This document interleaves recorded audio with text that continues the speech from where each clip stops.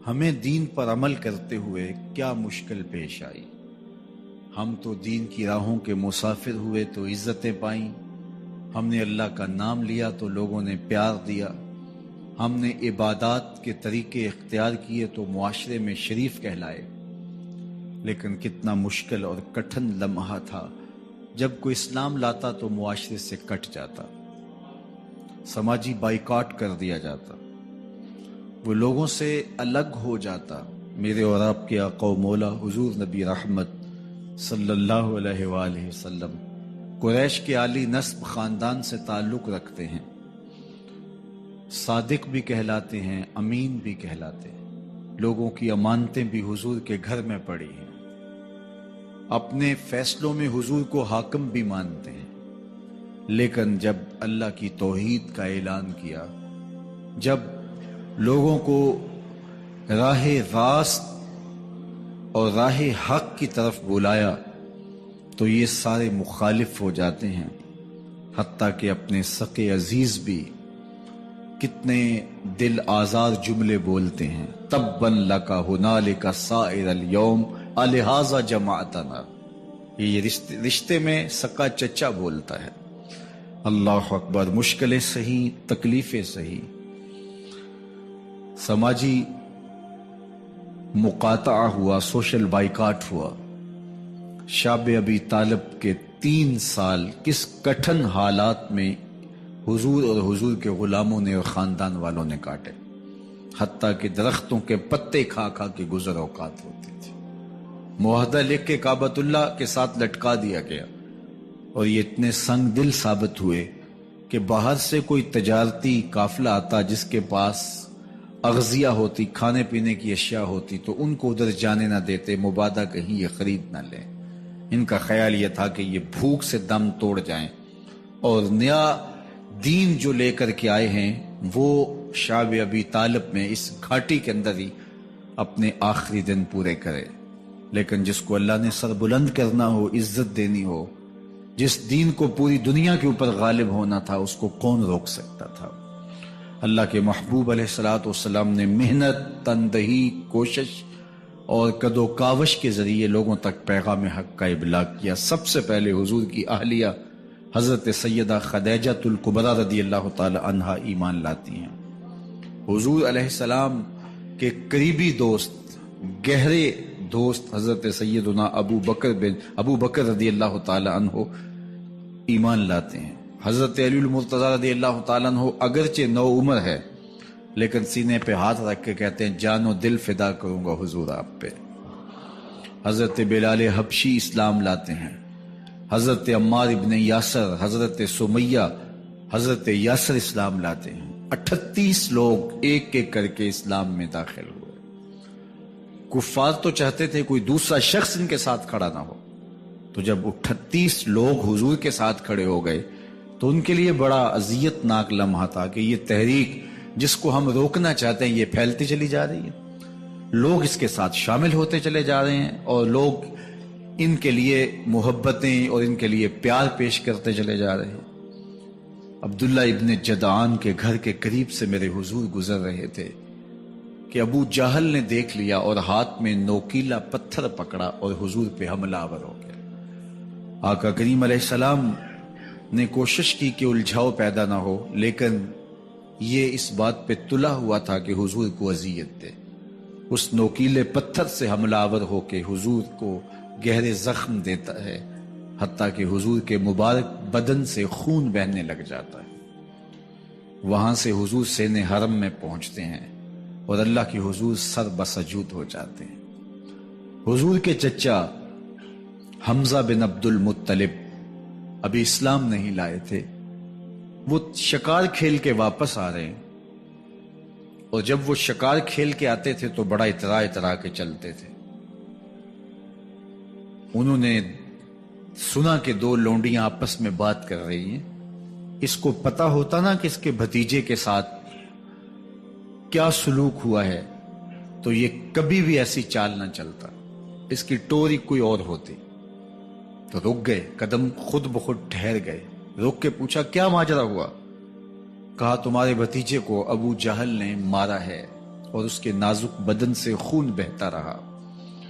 وہ خاموش تھا لیکن اس نے جان بوجھ کے زیادتی کی اس پر۔ بس غصے میں بپھر گئے۔ سین حرم کے آس پاس قریش اپنی مسندیں جمائے بیٹھے ہوتے تھے ٹولیوں کی شکل میں۔ آج امیر حمزہ آئے اور ابو جہل کو تلاش کر کے اپنی کمان کو زور سے اس کے سر پہ مارا اور اس کا سر پھٹ گیا، اور ساتھ بولے تم نے ہمارے بھتیجے کو لاوارث سمجھا ہے؟ اب اس کے حواری کھڑے ہو گئے، لیکن ابو جہل بڑا کائن شخص تھا، اس نے سمجھا کہ یہ تو اب تنہا ہیں، لیکن لڑائی کی آگ روشن ہوگی تو بنو ہاشم بھی نکل آئیں گے تو یہ لڑائی لمبی ہو جائے گی، تو اس کا سبب میں ہوں، قصور میرا ہے۔ اس نے کہا بس مجھ سے غلطی ہو گئی، اس طرح اس نے بات کو ٹال دیا۔ اب حضور کے چچا حضور کو ڈھونڈ رہے ہیں۔ سین حرم میں حضور علیہ السلام اللہ کے حضور سر بسجود ہیں۔ یہ پاس جا کے کھڑے ہو گئے اور کہا یا ابن اخی، اے میرے بھائی کے بیٹے، اے میرے بھتیجے، لیکن حضور سر نہیں اٹھایا۔ اللہ کے حضور اپنے دکھڑے بیان کر رہے ہیں۔ اسی کسے دے کچھ نہیں لگ دے تے نہ کوئی ساڈا دردی۔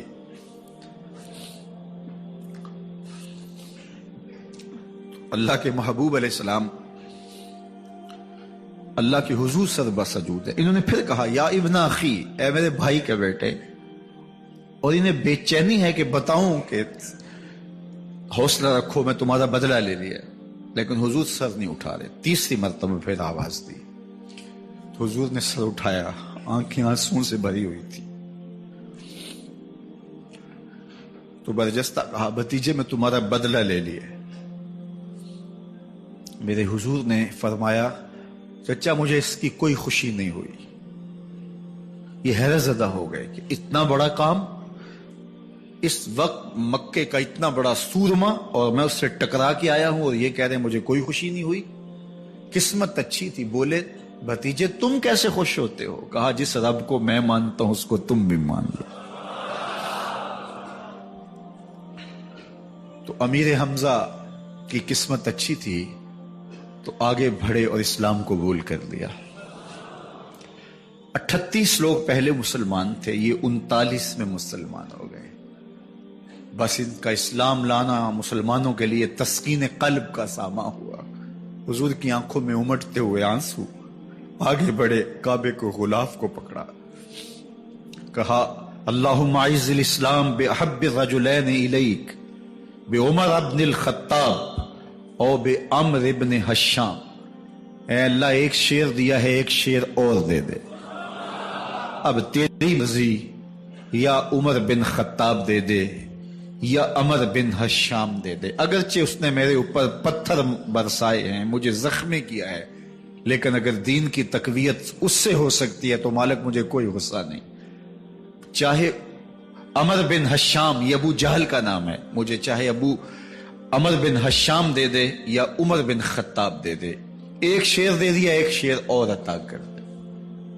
حضور کعبہ کے غلاف سے لپٹ کے اللہ کے حضور دعائیں مانگ رہے ہیں۔ 39 لوگ اسلام لا چکے ہیں، 40ویں کا انتظار ہے۔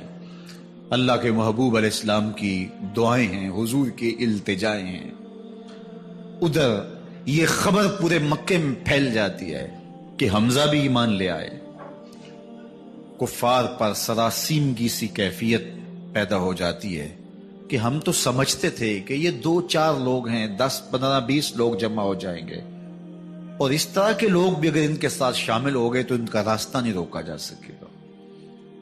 وہ سر جوڑ کے سوچنے لگے، ابو جہل کو کوسنے دینے لگے، اس نے کیوں یہ ظلم کیا کہ اس کا نتیجہ یہ پھر ہمیں بھگتنا پڑ رہا ہے۔ اس کے لیے کوئی تدبیر کرنی چاہیے، اس کے لیے کوئی حکمت سوچنی چاہیے۔ 26 سال کا نوجوان ہے، خطاب کا بیٹا ہے، نام عمر ہے، اپنے گھر کے اندر پیچ و تاب کھا رہا ہے کہ اگر یوں ہی اسلام پھیلتا رہا تو ہمارے بتوں کے خلاف اٹھنے والا یہ نظم اتنا پھیل جائے گا کہ روکنا مشکل ہو جائے گا، آباء و اجداد کی کہانیاں ختم ہو جائیں گی، یہ ایک نیا دین ایسے پنپتا رہا تو پھر اس کو روکا نہیں جا سکے گا. کون روکے؟ دل میں خیال آیا اس کا ایک ہی حل ہے کہ بانی اسلام کی زندگی کا چراغ گل کر دیا جائے. لیکن یہ اتنا بڑا کام کون کرے؟ سوچا خود کروں گا. اٹھتی جوانی اور یہ پہلوانی کا زمانہ تھا عمر بن خطاب کا. اعضاء میں توانائی، طبیعت میں جوش، تلوار حمائل کی. دوپہر کے وقت خیال آیا تو کڑکتی دوپہر میں چل پڑے. سنسان گلیاں ہیں، سخت گرمی ہے، لوگ دیواروں سے لگ کے چلتے ہیں اگر کوئی کسی کو کسی مجبوری کے تحت کہیں جانا بھی پڑے. لیکن یہ مست ہاتھی کی طرح اپنے ارادے کو عملی جامہ پہنانے کے لیے گھر سے نکل پڑتے ہیں اور اس انداز سے تلوار حمائل کیے ہوئے آگے بڑھ رہے ہیں. نعیم بن عبداللہ آگے سے آ رہے تھے. آنکھوں میں اترا ہوا نشہ دیکھا، کہانی سمجھ گئے. یہ بھی مسلمان ہو گئے تھے لیکن ابھی ایمان ظاہر نہیں کیا. کہا عمر کدھر کے ارادے ہیں؟ کہا بانی اسلام کا چراغ بجھانے جا رہا ہوں. یہ روز روز کی کہانی ختم کرنے جا رہا ہوں. آج حمزہ ایمان لائے ہیں، کل کوئی اور آ جائے گا، پھر اس تحریک کو روکنا مشکل ہو جائے گا. نعیم بن عبداللہ مسکرا کے بولے گھر کی خبر لی ہے؟ کہا کیا ہوا میرے گھر کو؟ کہا تمہاری بہن فاطمہ بھی اس محمد کی غلام بن گئی ہے، تمہارا بہنوئی سعید بن زید بھی اس کا نوکر بن گیا ہے. بس بپھر گئے. وہ جو غصہ تھا وہ ادھر منتقل ہو گیا، بہن کے گھر کا رخ کیا. جب دروازے پہ پہنچے تو اندر سے قرآن پڑھنے کی آواز آ رہی ہے. جو کہا گیا تھا، جو سنا تھا، اس کا یقین پیدا ہو گیا. زور زور سے دروازے کو کھٹکھٹانے لگے. بہن نے دیکھا کہ بھائی ہے. جو قرآن پڑھ رہا تھا اس کو چھپا دیا اور خود دروازہ کھولا.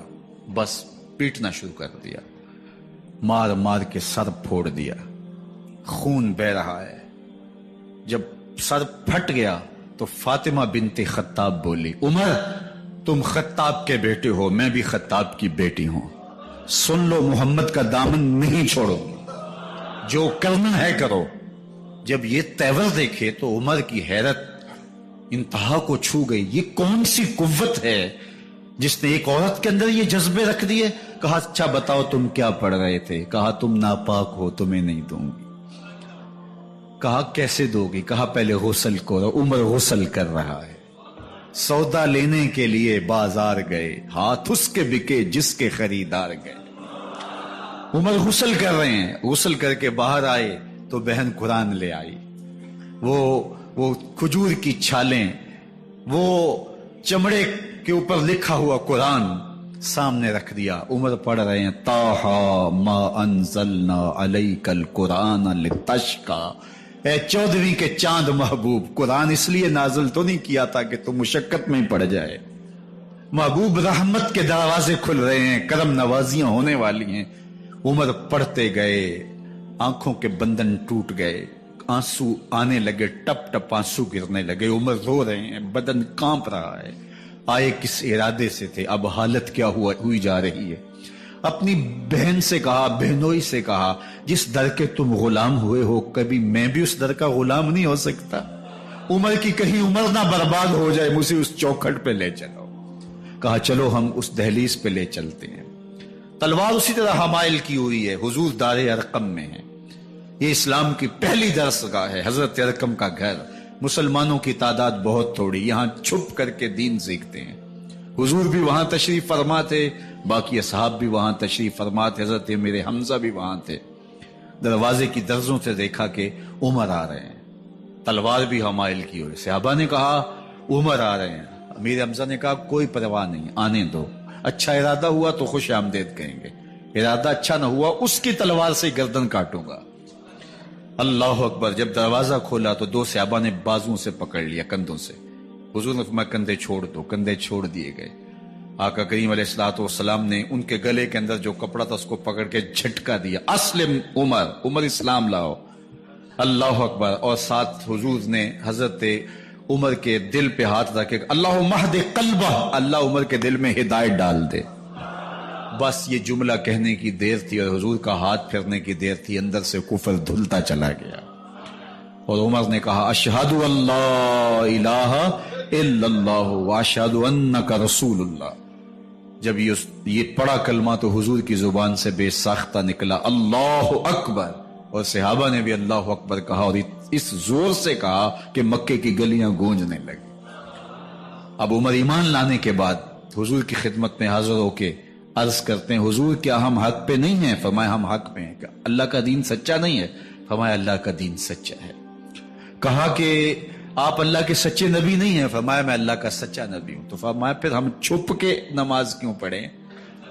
کہا کہ عمر تم جانتے ہو حکمت ہے، اتنے جو ہے وہ ہماری تعداد نہیں، اور کفار کا جور و ظلم و ستم۔ عرض کی حضور ہم کعبۃ اللہ میں جا کے نماز پڑھیں گے۔ مسلمانوں کی دو صفیں بن گئی، ایک صف کی قیادت امیر حمزہ کر رہے ہیں، ایک صف کی قیادت حضرت فاروق اعظم کر رہے ہیں، درمیان میں حضور چل رہے ہیں، اور روایات میں آتا ہے حضرت عمر چلتے جاتے ہیں اور ساتھ لا الہ الا اللہ پڑھتے چلے جا رہے ہیں۔ اور پھر جا کے وہاں پہنچے تو وہاں جو صنادید قریش تھے ان پر سختہ طاری ہو گیا۔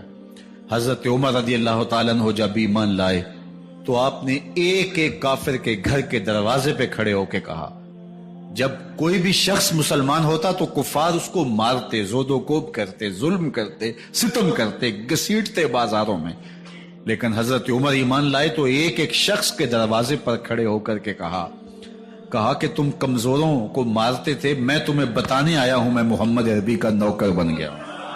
بلکہ آپ نے اعلان کیا جس نے اپنی بیوی کو بیوہ اور بچوں کو یتیم کروانا ہو اور اپنے ماں باپ کی کمر کو جھکانا ہو وہ عمر کے مقابلے میں آئے۔ اللہ اکبر۔ زنیرہ نامی ایک خاتون تھی، بہت کمزور، راوی کہتا ہے کہ اس کی ہڈیوں میں گودا نہیں تھا، عشق رسول تھا، اور اس کا ظالم آقا اس کو مارتا ہے، اور جب مار مار کے تھک جاتا ہے ادھر سے عمر آ رہے ہیں، یہ اسلام لانے کی پہلے کی کہانی ہے، تو ادھر سے عمر آ رہے ہیں تو اس نے کہا عمر تم جوان آدمی ہو تو یہ چھوڑتی نہیں ہے اپنے نبی کا نام، ذرا تم آؤ۔ تو عمر کوڑا پکڑ لیتے اسے مارتے ہیں، مارتے مارتے تھک جاتے ہیں تو پانی پینے لگتے ہیں، تو کہتے ہیں مجھے تیرے پہ ترس نہیں آیا لیکن میں ذرا پانی پینے لگا ہوں، اور پھر گلے کے اندر کپ ڈال کر کے کوڑا اور اس کی رسی کو بل دیتے ہیں اور اس کی آنکھیں باہر نکل آتی ہیں، اور کہتے ہیں بلا اپنے نبی کو جو تیری آنکھوں کی بینائی واپس کرے۔ اللہ اکبر۔ تو اس نے آسمان کی طرف منہ کر کے کہا مالک میں کبھی بھی آنکھوں کی بینائی نہ مانگتی لیکن اب تیرے نبی کی عزت کا سوال ہے۔ آنکھوں کی بینائی واپس ہو جاتی ہے۔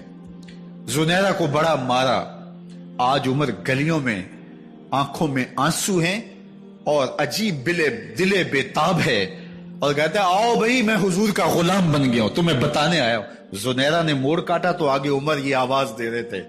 زنیرہ ایک کونے پہ کھڑے ہو کے رو کے کہتی ہے عمر تم تو بڑے اس دن جوش و غضب میں تھے اور تم مارتے ہوئے تھکتے نہیں تھے۔ تو عمر نے کہا زنیرہ اس دن میں نے دیکھا نہیں تھا، اب میں محمد عربی کو دیکھ آیا ہوں۔ جنہ ویکھیا نہیں ہو کرن گلاں، جنہ ویکھیا نہیں ہو کرن گلاں، جنہ ویکھیا ہو تے بول دے نہیں، جڑے محرم راز حقیقت دے اور راز حقیقت کھول دے نہیں۔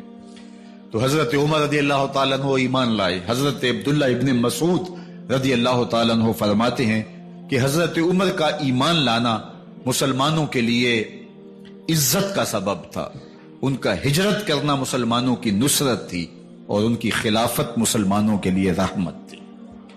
حضرت عمر رضی اللہ تعالی عنہ وہ ہیں کہ میرے حضور نے فرمایا لوگوں جب نیک لوگوں کا ذکر کرو تو میرے عمر کا تذکرہ ضرور کیا کرو۔ میرا عمر وہ ہے کہ جب وہ ایک جگہ ایک سمت سے آ رہا ہو، ایک گلی اور بازار سے آ رہا ہو تو شیطان بھی آ رہا ہو، عمر کو دیکھ کے راستہ تبدیل کر لیتا ہے۔ حضرت عمر رضی اللہ تعالی عنہ کی طبیعت کے اندر جو جاہ و جلال تھا، طبیعت کے اندر جو سختی تھی، وہ اسلام کے اندر آ کر بھی قائم رہی، اور آپ نے وہی سختی، وہی جاہ و جلال جو پہلے مسلمانوں کے خلاف تھا، اب کفار کے خلاف، منافقین کے خلاف حضرت عمر کی طبیعت کے اندر وہ جوش و خروش بدستور موجود رہا، لیکن جس دن آپ خلیفہ بنے تو اس دن آپ نے ممبر پہ چڑھ کے جو خطبہ دیا اس میں کہا، لوگوں میں سخت اس لیے تھا کہ رسول اللہ نرم تھے، پھر میں سخت اس لیے تھا کہ حضرت ابوبکر صدیق نرم تھے، اب میں تخت خلافت پہ بیٹھا ہوں، اب میری سختی جو ہے وہ نرمی میں تبدیل ہو گئی، صرف فاسقوں فاجروں اور باغیوں کے لیے میں سخت ہوں، باقی تمہارے لیے نرم ہوں۔ سب سے کم جو تنخواہ بیت المال سے اگر کسی وجود نے لی ہے تو وہ حضرت عمر رضی اللہ تعالیٰ عنہ نے لی، صرف 2 جوڑے لیتے تھے سال میں، اور راوی کہتا ہے کہ میں نے دیکھا ہے کہ اس میں بھی 17 پیوند لگے ہوتے تھے۔ حضرت عمر رضی اللہ تعالیٰ عنہ کا طرز زندگی، آپ کا انداز معاشرت اور آپ کا انداز خلافت، ہر لمحہ آپ کی زندگی کا اٹھا کے دیکھیے کتنی مرتبہ قرآن حضرت عمر کی رائے کے مطابق نازل ہوا ہے۔ اللہ تعالیٰ جل شانہ نے ان کو صاحب الہام بنایا تھا۔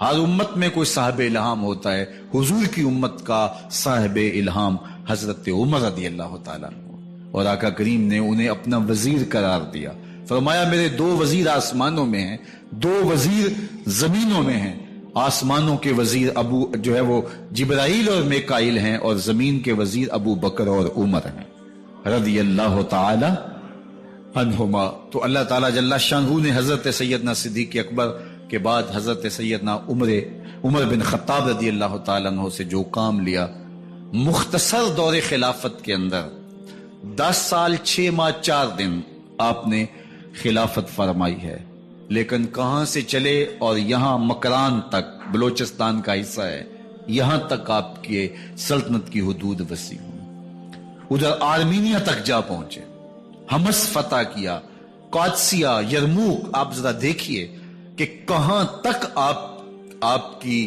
فوجوں کے گھوڑے دوڑتے رہے، اور اللہ تعالیٰ جل شانہ نے ان کو جو توانائی، عدل و انصاف کی قوت عطا فرمائی۔ اللہ اکبر، جب زمین پہ عدل کیا ہو تو زمین بھی حکم مانتی ہے، اور حضرت عمر وہ تھے جن کا حکم ہوائیں بھی مانتی تھی، زمین بھی مانتی تھی، جن کا حکم جو ہے وہ آگ بھی تسلیم کرتی تھی اور دریا بھی ان کا حکم مانا کرتے تھے۔ مصر کے اندر رسم بد جاری تھی، یہ رسم بد جاری تھی کہ سال کے بعد 1-2 شیزہ کو زیورات پہنا کے اچھے لباس میں ملبوس کر کے دریا کی بھیڑ چڑھایا جاتا، اس کی قربانی دی جاتی، اس کا خون بہتا تو دریا چلتا۔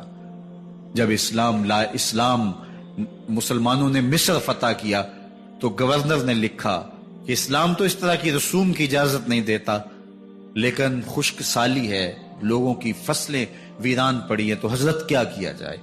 تو حضرت عمر رضی اللہ تعالیٰ عنہ کو جب قاصد آ کے پیغام دیتا ہے تو کاغذ کے ٹکڑے پہ لکھتے ہیں، بسم اللہ الرحمن الرحیم، مصر کے نیل کی جانب عمر کا خط، لکھتے ہیں اے نیل اگر تو اللہ کے حکم سے چلا کرتا ہے تو چل، ورنہ ہمیں تیرے چلنے کی کوئی حاجت نہیں ہے۔ اور قاصد کو کہا یہ خط لے جاؤ اور جا کے دریائے نیل میں پھینک دو۔ قاصد جا کے خط دریائے نیل میں پھینک دیتا ہے، پانی آتا ہے، ایسا دریائے نیل چلا 14 صدیاں ہوئی ہیں آج تک کبھی بند ہی نہیں ہوا۔ دریا حکم مانتے ہیں، آگ نکلتی ہے، لوگ حضرت عمر رضی اللہ تعالی عنہ کے پاس آئے، حضرت لاوا پھوٹا ہے، آگ نکل رہی ہے اور مدینے کی طرف بڑھ رہی ہے، اب کیا کیا جائے؟ فائر بریگیڈ تو زمانے میں تھی نہیں۔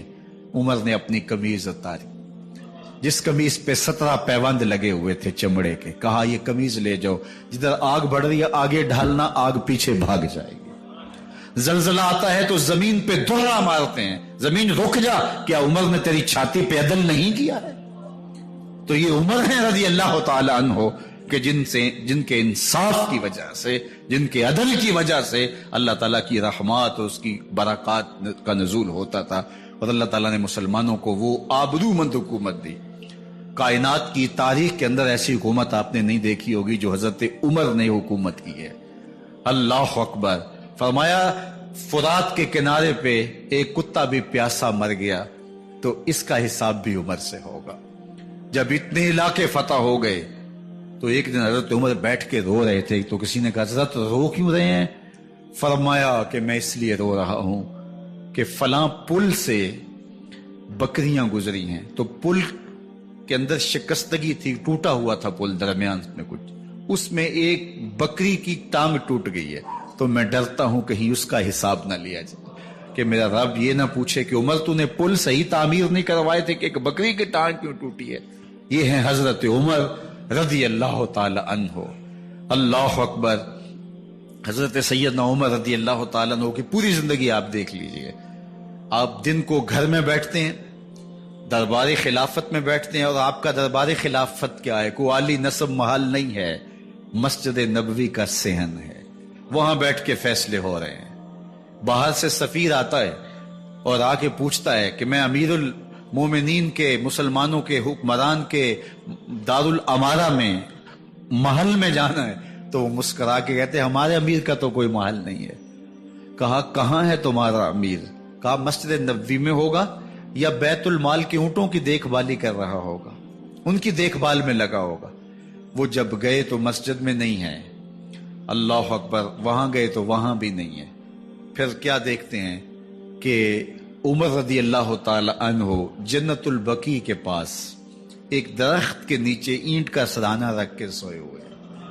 تو اس نے کہا عمر تو نے عدل کیا ہے، تجھے کچی اینٹ پہ بھی نیند آ گئی۔ ہمارے حکمرانوں نے انصاف نہیں کیا، اور وہ بند اور محفوظ کمروں کے اندر بھی سکون اور چین کی نیند نہیں سو سکتے۔ حضرت سیدنا عمر رضی اللہ تعالیٰ عنہ نے اس طرح ان امور سلطنت نبھائے۔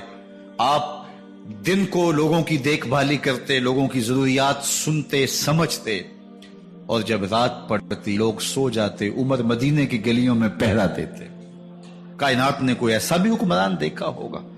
اللہ اکبر۔ وہ مجاہد جو مختلف محاذات پہ گئے ہوئے ہوتے، ان کے گھروں کی دیکھ بھالی کرتے، ان کی ضروریات کا خیال رکھتے، ان کی آبرو کا پہرا دیتے۔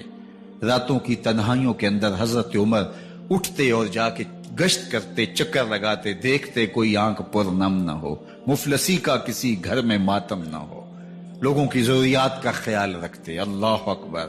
ایک دن حضرت عمر رضی اللہ تعالیٰ عنہ ایک گھر کے قریب سے گزرے، گھر سے دھواں نکل رہا تھا، سوچا کوئی مہمان ہوگا، گزر گئے۔ تھوڑی دیر کے بعد پھر دوبارہ اس گلی سے گزر ہوا تو پھر دھواں نکل رہا تھا، پھر گزر گئے۔ 2 گھنٹے کے بعد پھر دوبارہ ادھر سے گزران ہوا تو پھر دھواں نکل رہا تھا۔ رات کا پچھلا پہر، ابھی تک گھر سے دھواں نکل رہا ہے۔ عمر رضی اللہ تعالیٰ عنہ نے دروازے کو کھٹکھٹایا، اندر سے خاتون کی آواز ہے، اس وقت کون ہے؟ کہا ایک مسافر ہوں، پوچھنا چاہتا ہوں تمہارے گھر سے دھواں کیوں نکل رہا ہے رات کے اس پہر؟ کہا تمہیں اس سے کیا غرض؟ کہا نہیں مجھے تشویش ہوئی ہے۔ تو اس نے کہا عمر کی جان کو رو رہی ہوں۔ حضرت عمر رضی اللہ تعالیٰ عنہ نے کہا کیا ہوا؟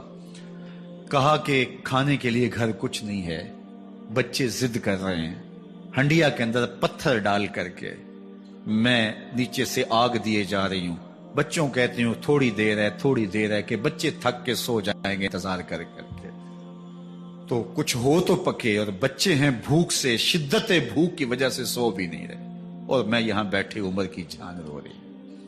حضرت عمر رضی اللہ تعالیٰ عنہ واپس آئے، گھی کا کنستر اٹھایا، آٹے کی بوری لی اور ساز و سامان لیا۔ خادم تھا آپ کا اسلم بیت المال میں، اس نے حضرت یہ سب کچھ میں اٹھا لیتا ہوں۔ کہا حشر کے دن میرا بوجھ اٹھاؤ گے؟ کہا نہیں وہ تو آپ کو اٹھانا ہوگا۔ کہا عمر کو آج خود ہی اٹھانے تو، اور اٹھا کے ان کے گھر آئے، اور گھر آ کے ان کو سب کچھ دیا۔ اور پھر اس کے بعد جب کھانا تیار ہوا، بلکہ روایت میں آتا ہے کہ جب آگ جلا رہی تھی تو عمر جھک کے چولہے میں پھونکے مار رہے تھے۔ اللہ اکبر۔ اس خاتون کو نہیں پتا کہ یہ کون ہے، یہ کوئی اجنبی مسافر ہے، میری مدد کر رہا ہے۔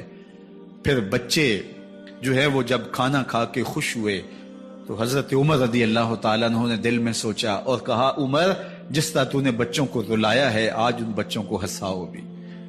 تو بچے بیٹھے ہیں تو عمر کبھی ادھر جاتے ہیں کبھی ادھر جاتے ہیں، جس طرح بچوں کو کھلانے کے لیے جو ہے وہ گھٹنوں کے بل اور ہاتھوں کے بل لوگ چلتے ہیں، حضرت عمر یوں چلتے ہیں اور وہ بچے مسکراتے ہیں۔ جب بچے ہنسنے لگے، کھانا کھا چکے، عمر اس خاتون سے مخاطب ہو کے کہتے ہیں بہن دیکھ عمر کی بڑی مجبوریاں ہیں، فسطاط، یرموک، کہاں کہاں آرمینیا، کہاں کہاں سرحدوں پہ محاذ پہ لوگ موجود ہیں، ان کی دیکھ بھال کرنی، امور خلافت، کیا کیا معاملے ہیں، تنہا اکیلے بیچارے کی جان ہے، وہ نہیں خیال کر سکا، چل تو اسے معاف کر دے۔ وہ بہن کہتی ہے تو اتنی ہمدردی کیوں کرتے عمر کی؟ نہیں، میں عمر کو معاف نہیں کروں، کل قیامت کے دن میں اللہ کے حضور عمر کا گریبان پکڑوں گی۔ تو دوسرے علاقے فتح کرتا تھا، میری خبر ہی نہیں تھی۔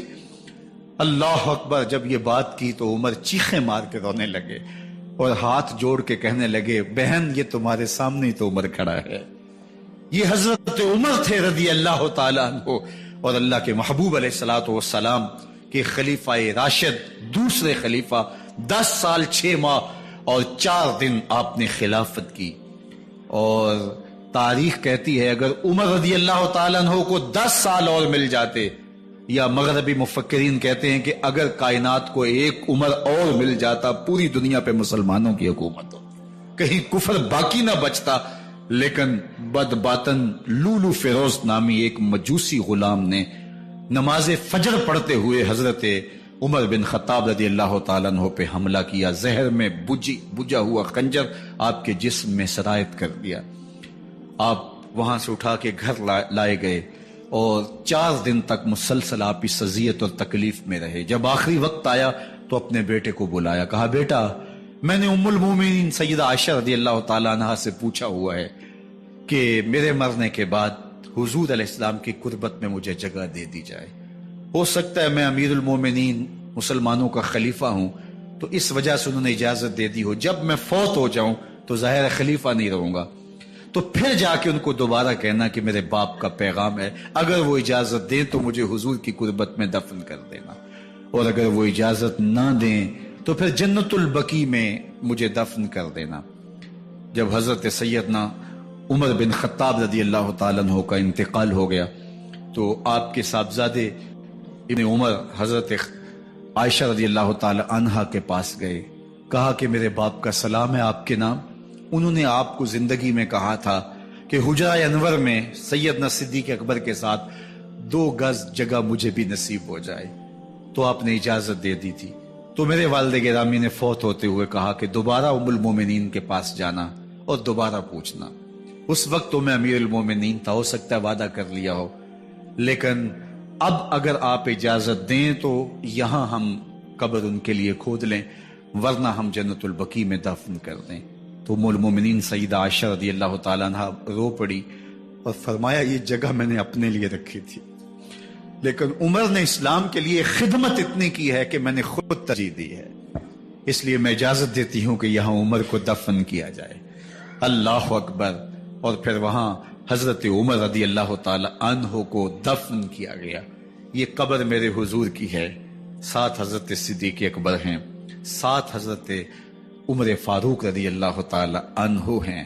جے شک ہووی تے چل مدینے، جے شک ہووی تے چل مدینے، ویخ لے جوڑ مزاراں دا، بن یار نبی دیاں یاراں دا۔ حضور نے فرمایا، ایک دن مسجد نبوی سے باہر نکل رہے تھے اور کچھ لوگ مسجد میں داخل ہو رہے تھے، حضور نے دائیں ہاتھ سے ابو بکر کا ہاتھ پکڑا تھا اور بائیں ہاتھ میں حضرت عمر کا ہاتھ تھا، اور جب لوگوں کو آتے ہوئے دیکھا ان کو مخاطب کرتے ہوئے کہا، ہاکذا نبعث یوم القیامہ، قیامت کے دن ہم قبروں سے یوں ہی اٹھائے جائیں گے، میرے دائیں ہاتھ میں ابو بکر کا ہاتھ ہوگا، بائیں ہاتھ میں عمر کا ہاتھ ہوگا۔ جے شک ہووی تے چل مدینے، آ ویخ لے جوڑ مزاراں دا، بن یار نبی دیں یاراں دا۔ تو میرے حضور نے فرمایا جب اچھے لوگوں کا ذکر کرو تو میرے عمر کا ذکر بھی ضرور کیا کرو۔ تو حضرت عمر رضی اللہ تعالی عنہ اللہ کے محبوب کے محبوب ہیں، باقی صحابی مرید ہیں، حضرت عمر میرے حضور کی مراد ہیں، اللہ سے مانگ کر کے لیا ہے، اللہ عمر بن خطاب عطا کرتے، اور پھر اللہ نے عمر کی صورت میں اسلام کو وہ عظیم تحفہ دیا جس سے اسلام کی عزت بڑھی اور شان و شوکت میں اضافہ ہوا، اور اسلام کے جھنڈے 4 داغ عالم کے اندر لگ گئے۔ اللہ مجھے آپ کو حضرت عمر کے نقوش پاک کی برکتیں عطا فرمائے۔